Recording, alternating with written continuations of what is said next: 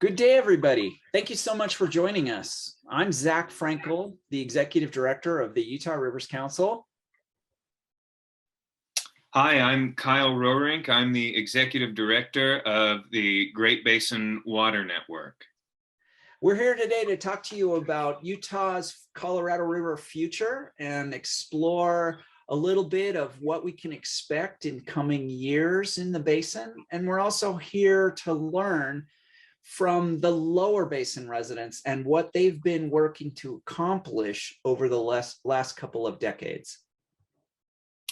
Yes, Zach. The Lower Basin has a lot at stake here, and I'm looking forward to talking with the participants about what some Lower Basin states and communities are doing to conserve water, and at the end we'll compare that to what Utah is doing. And so without any further delay, let's jump into a few slides about Utah's portion of the Colorado River Basin, the upper basin, and what we can expect for our future. If you would like to get a hold of either Kyle or myself, you can see our contact information on this slide. We are always happy to talk to you and answer all questions and hear your input about our work and this presentation today. So before we jump into our future, let's just make sure we're on the same page about the Colorado River Basin. It's a pretty complicated place with a lot of nuanced and complex policy. The Colorado River Basin is divided into two subbasins, which are artificially created as basin constructs. The lower basin are the three states of Nevada, California, and Arizona, alongside Mexico, which gets a portion of the Colorado River water flows as well. And then, of course, the upper basin are the four states of Utah, Wyoming, Colorado, and New Mexico. And located in the Colorado River Basin are America's two largest reservoirs, Lake Mead and Lake Powell. And the water from those reservoirs is coming down the Colorado River and its tributaries, mostly from snowmelt. So when we hear the word Colorado River, of course, we think of the Rocky Mountains, where the Colorado River originates in Colorado, but actually less than half of the Colorado River water that is flowing into the lower basin is coming just from the Colorado River main stem itself. More than half of the water in the Colorado River is coming from its tributaries, most notably the Green River, which originates in the snowmelt of the Wind River Mountains in Wyoming and the Winna Mountains of Utah, alongside the San Juan River, which comes out of the snowpacks of the San Juan Mountains. And so most of the Colorado River's water comes from the headwater mountain snowpacks of Utah, Wyoming, and Colorado. It's often said that 1/8 of the landmass in the Colorado River is contributing 7/8 of the water of the Colorado River through this snowmelt runoff that happens every spring cycle. So if we go to Lake Powell, again, America's second largest reservoir, and we look downstream, at least in the year 2000, when this photo was taken, this is what we would see. So we're standing here in Utah on Height Bridge, there by the former town of Height, which was a marina there on Lake Powell. And we're looking west down Lake Powell. I'm sure many Utahns recognize this on their way to Lake Powell, this vista. And if you look off in the distance, you can see these little white dots, which of course are motorboats. And you can see there's a wake coming in, two boats are coming in. Again, that was the view of this river in the year 2000. If you were standing on Height Bridge today, this is what you would see. You can see that Lake Powell is gone. It is no longer there. All that is there is the Colorado River. And if we zoom in on what that boat ramp looks like, this is that boat ramp today. It's little more than a parking lot. Let's look a little bit at what is happening in climate change. So if you just look at this graphic here and pay particular attention to the bottom of the snowpack, this represents the history of Utah's watersheds in the winter or the spring. You can see the snowpack there, and this is what increasing wintertime air temperatures are doing to our snowpacks. If you look at the bottom of the snow line where it meets the green, you can see that the snow rose up the mountain as a function of increasing warmer winter air temperatures. And that's, in a nutshell, what climate change is doing to our watersheds. It's shrinking our snowpacks, and our snowpack is a reservoir of water. So as we shrink our snowpack, we are shrinking our water supply. And you can see that in the flows. Let's look a little bit at the predictions made by the Bureau of Reclamation about reduced flows in the Colorado River Basin. This is the only published climate change model that the Bureau of Reclamation has released. This was done in 2012, and it was on a model that they spent a couple of years building at the end of the first decade of this century. And what we're looking at in black are the historic flows, or the historic levels of the Lake Powell Reservoir.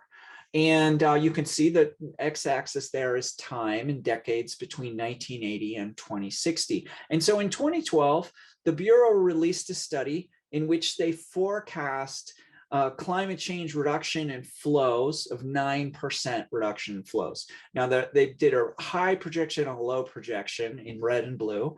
Those projections are not based on increased reduction in flows. Those projections are based on increased water demand from a variety of new depletions and diversions, but they both had a 9% drop in water flows, as you can see.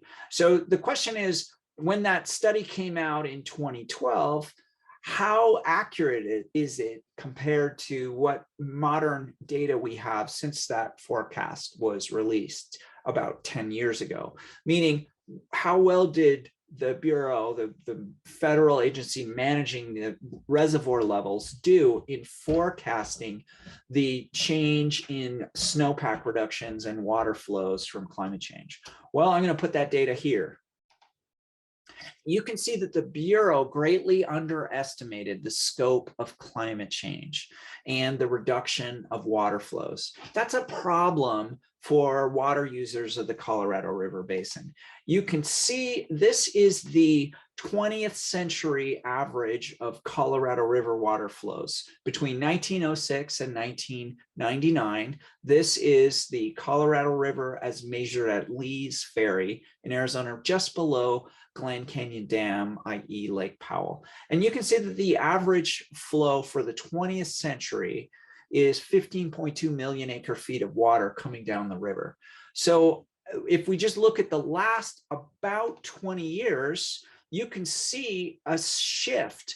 There is about 20% less water in the Colorado River, just as a function of climate change reducing our snowpacks. So this is a big deal. This is a big shift that is creating impact all across the 7-state region and its 40 million inhabitants. One of those impacts that you might have heard about is on hydropower generation at Lake Powell. There's been a lot of talk about when will the hydropower at Lake Powell stop. Well, what's interesting is that hydropower is going to customers around the American West, obviously inside and outside the Colorado River Basin. And what this is very interesting. This was presented at the Utah State House in October by some of the power managers of the hydropower at Lake Powell.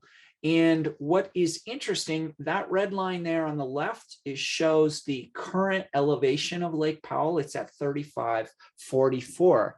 Now, you'll also notice that it says minimum power, meaning that once the level of Lake Powell drops below 3490 feet above sea level, that the hydropower generation at Lake Powell will cease. What people don't realize, though, if you look at the top right there around the red circle, is that we're already seeing lower power generation at Glen Canyon Dam because the reservoir levels are declining. So you can see that we're already in about 70% efficiency, just a little bit above that as Lake Powell continues to drop. So we're already seeing this impact of climate change on reducing power levels. Now, there's also been water cuts in Lake Mead, America's largest reservoir, as a function of its declining water levels. Under the drought contingency plan, which has been agreed to by all the Colorado River Basin states and Mexico, as Lake Mead drops in elevation from these climate change reduction snowpacks, the lower basin states of Arizona, Nevada, and California, alongside Mexico, have to take cuts. And last August, the Bureau announced that we are on the tier 1 cuts, and that those communities will walk away from more than 600,000 acre-feet of water cuts from their Colorado River water supply. And that is having big impacts on lower basin communities.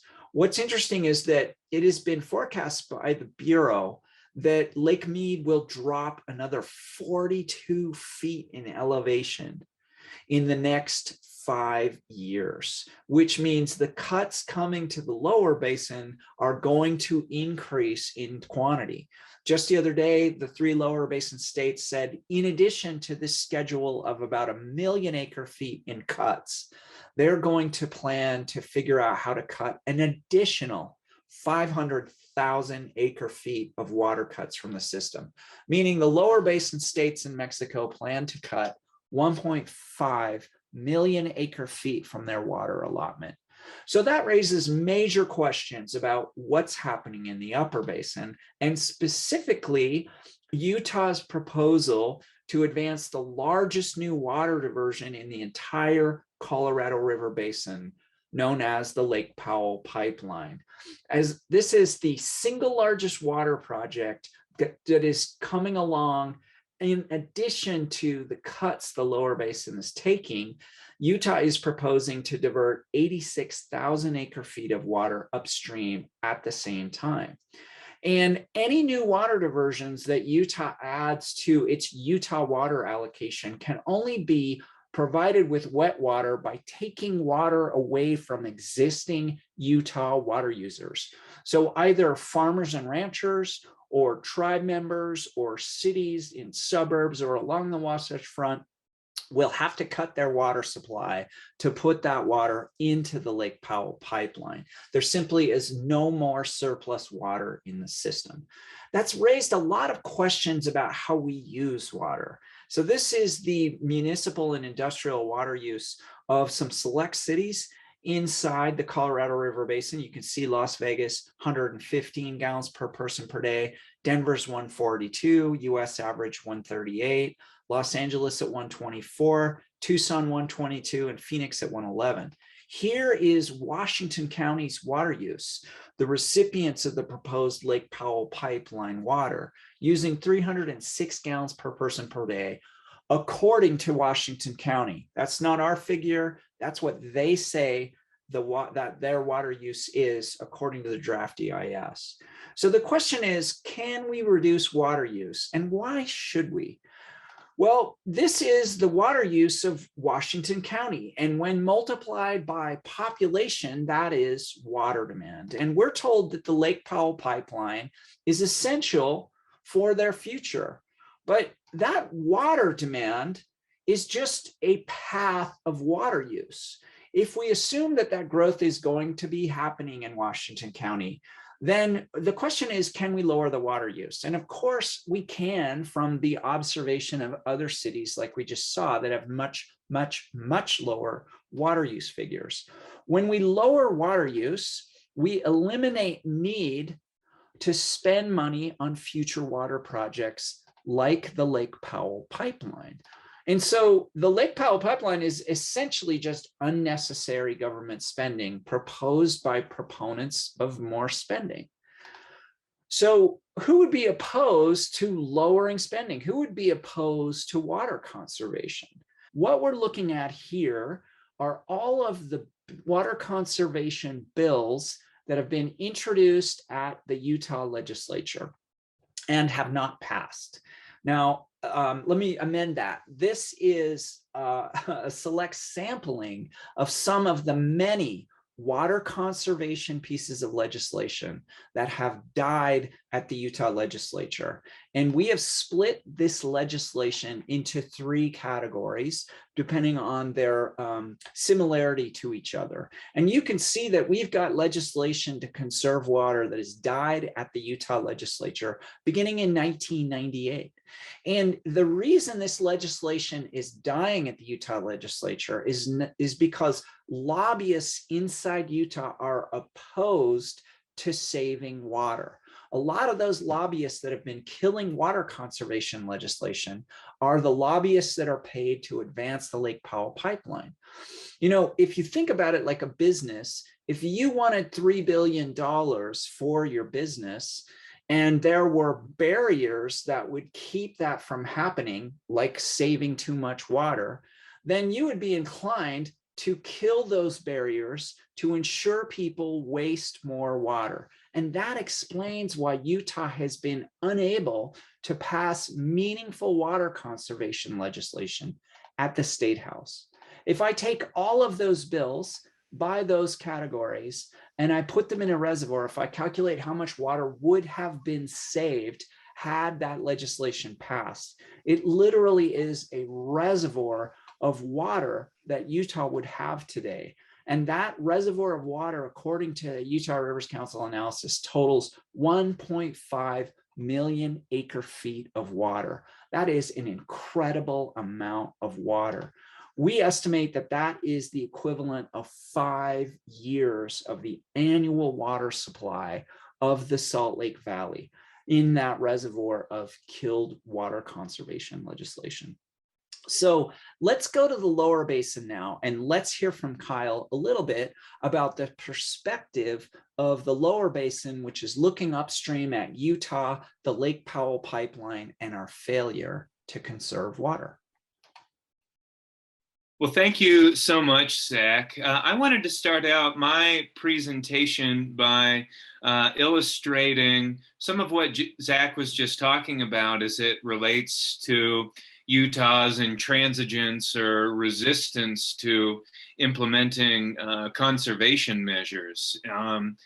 You know, it is one thing for folks like myself or folks like Zach to say, well, Utah doesn't want to implement these things, and their arguments against doing it are bogus. But again, it's not just us. The screen that I have up here, this is excerpts from a letter that the Southern Nevada Water Authority and the Colorado River Commission of Nevada sent to the Bureau of Reclamation last September during the height of the Lake Powell Pipeline DEIS comment period. And the last sentence in this paragraph that is listed above really illustrates the situation well. And it says, what the Utah Board of Water Resources characterized as extreme conservation efforts and not practicable, such as converting or installing more efficient landscapes and creating incentive programs for water conservation, are actually commonly applied in an efficient and effective manner in many other communities. So there's that from the state of Nevada. And then there's also input from other states, not just Nevada, but upper and lower basin states that are concerned about projects like the Lake Powell pipeline and its feasibility. The 6 other states last September, again, right at the height of the Lake Powell pipeline DEIS process, submitted a letter expressing similar concerns to what I just outlined by the SNWA. So again, this isn't just Zach and Kyle yelling and screaming here. There are a lot of serious concerns by this most serious of water buffaloes on the Colorado River. But of course, activists will be activists. And, one thing that Zach and I have been doing is mobilizing constituencies from across the upper and lower basin. And in this summer, we expected the tier 1 shortage, and we wanted to kind of get out ahead and explain folks a vision for the future, a pathway for the future. And so we had farmers, we had businesses, we had elected officials, social justice activists, all coming together to say no more business as usual, that the status quo was failing. And we outlined a list of demands. And I think that that gave us a lot of credibility. We weren't coming to the table with nothing on the table. And, again, I think it's always what my organization really thrives on are the strange bedfellows politics. And that was another example of it. So, with that said, we don't mean to just cudgel Utah here. We know that there is a blueprint, and that SNWA letter and Colorado River Commission of Nevada letter, they speak from a point of authority when they say that there are easy ways to get water that exists from, that already exists, and that's from conservation measures. And the SNWA, they've lived this since the year 2000. Look at as there's been massive growth in southern Nevada, and that massive growth, the 90% of the water in southern Nevada that is consumed by residents and businesses comes from the Colorado River. And in the year 2000, the water waste in southern Nevada and Las Vegas was worse than St. George currently is. A lot of green lawns.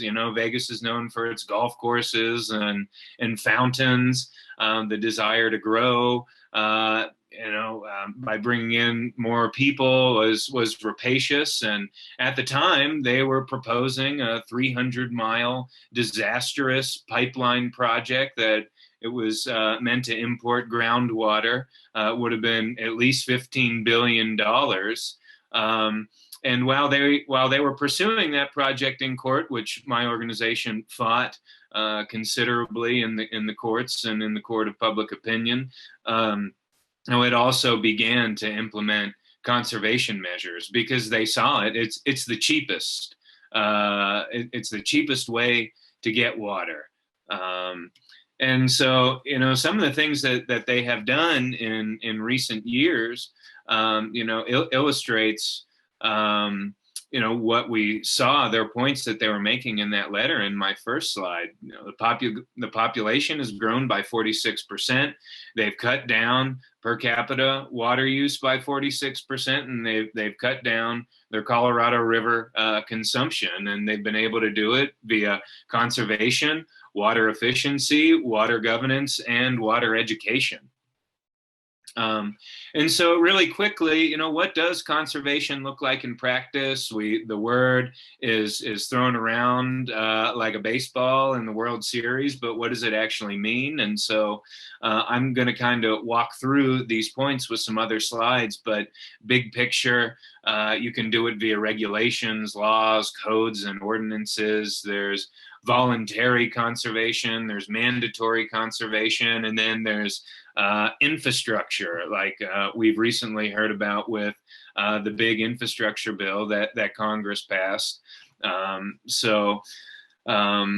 let's go to the next slide here. As it relates to laws, regulations, codes, and ordinances, this is a photo of water police in Las Vegas and in that metropolitan area.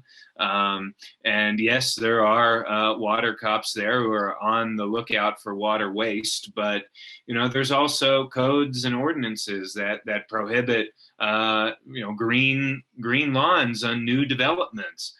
They have codes and ordinances that limit how much grass you can have in your backyard. They have codes and ordinances, time of day and time of use. And then, of course, they have enforcement mechanisms, i.e., this picture of a patrol car. So, that's one way to implement conservation. There's a voluntary versus mandatory discussion. The voluntary, so much that slide that I had talking about the reduction in consumption, that has largely been voluntary in southern Nevada, and that's come about because of a lot of advertising that's been done, public education that's been done by the Southern Nevada Water Authority and by folks like myself. But you have incentives where the water purveyor will pay you. They will give you money to rip out your grass and instill more water-friendly landscaping. The most of the waste that occurs in residential urban areas is by landscaping. So, the SNWA has recognized that, and they have implemented programs to pay people to get rid of it. So, it's largely funded by bonding. There's some federal funding, but the SNWA has gone the route of bonding to largely fund it. There's also voluntary cuts, as Zach was talking about earlier. We're seeing states, they committed to these. They signed into agreements voluntarily to take cuts that were, we heard about the tier 1 shortage, and we're going to see other shortages, but that's all voluntary right now. But now we've had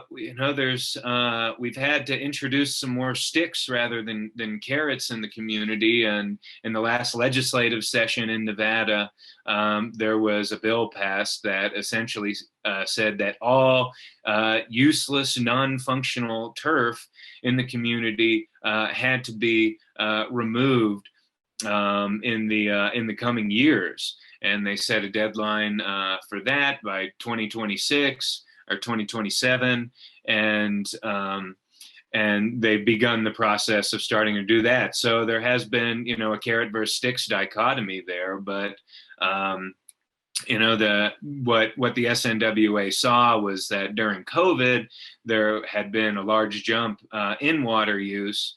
And so they nipped it in the bud ASAP. And so again, there's a lot of ways to do this. And then there's also things like infrastructure. I mentioned the infrastructure bill. Right now, there's always talk about collaboration on the Colorado River amongst the states. They don't want to litigate with one another.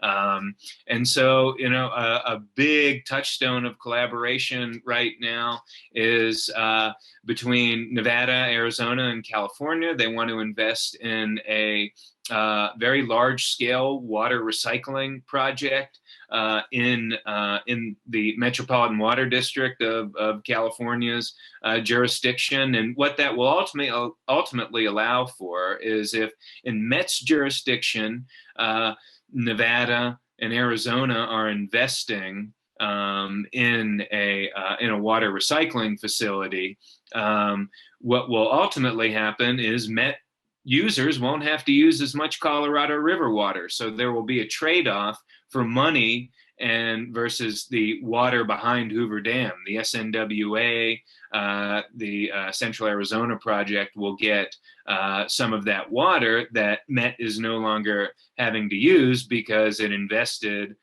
within its community in a large scale recycling facility, which with this infrastructure bill, these are very expensive plants. The federal government is going to contribute hundreds of millions of dollars and helping make that possible. So, this, but there's also things like fixing your leaky pipes, whether they're small pipes at home, in your home infrastructure, or the big main lines that we see or don't see underground.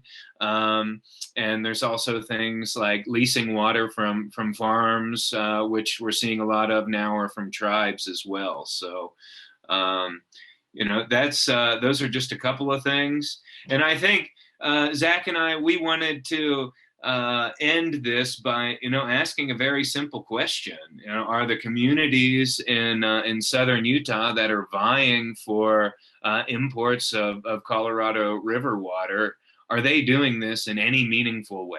Any meaningful way? There's a lot of talk about it, but have we seen it? Have we seen brass tacks? And unfortunately, that's the answer to that is no. So, that's what I had to say. I'm grateful for all of your time, and I'll turn it back over to Zach. And with that, Kyle and I would both like to thank you for your time and attention, and encourage you to please reach out if you have questions or comments. Thank you.